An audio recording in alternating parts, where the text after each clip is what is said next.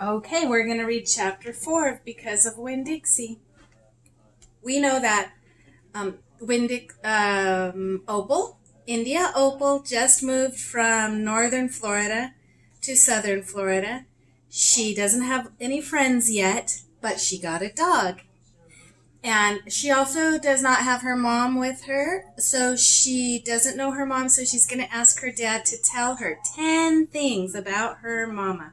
And the dad said he would do that. 1, said the preacher.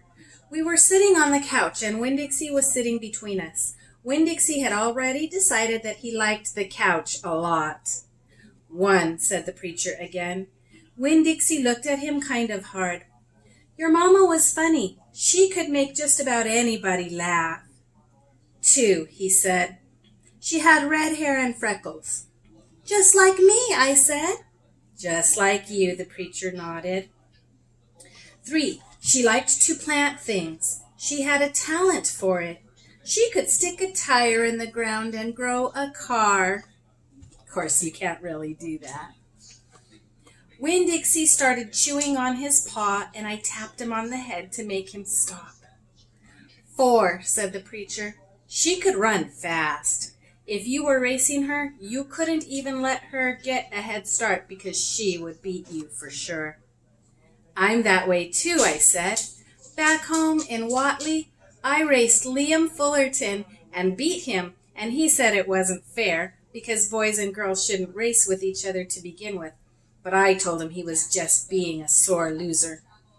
The preacher nodded. He was quiet for a minute. I'm ready for number 5, I told him. 5, he said. She couldn't cook. She burned everything, including water. She had a hard time opening a can of beans. She couldn't make head nor tail of a piece of meat. 6, the preacher rubbed his nose and looked up at the ceiling. Winn Dixie looked up too. Number 6 is that your mama loved a story. She would sit and listen to stories all day long.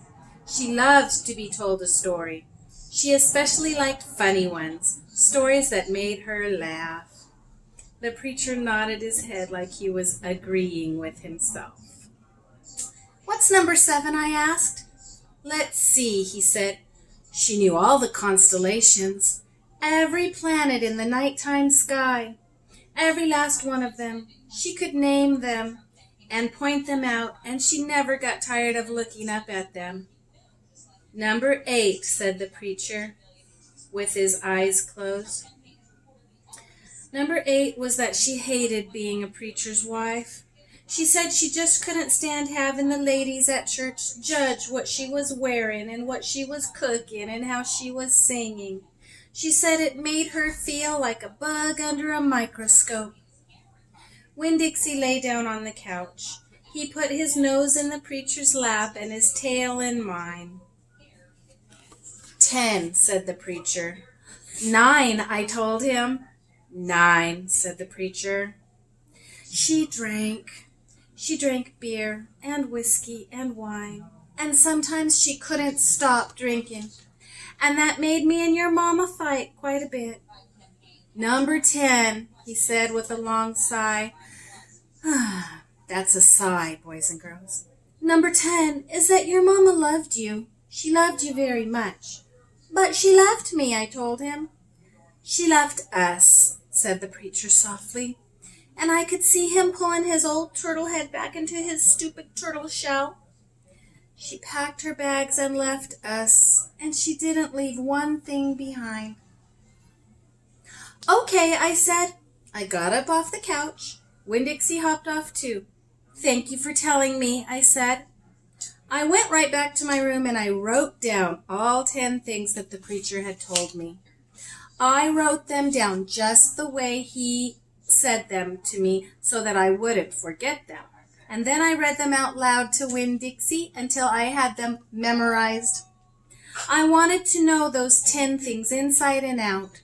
That way, if my mama ever came back, I could recognize her and I would be able to grab her and hold on to her tight and not let her get away from me again.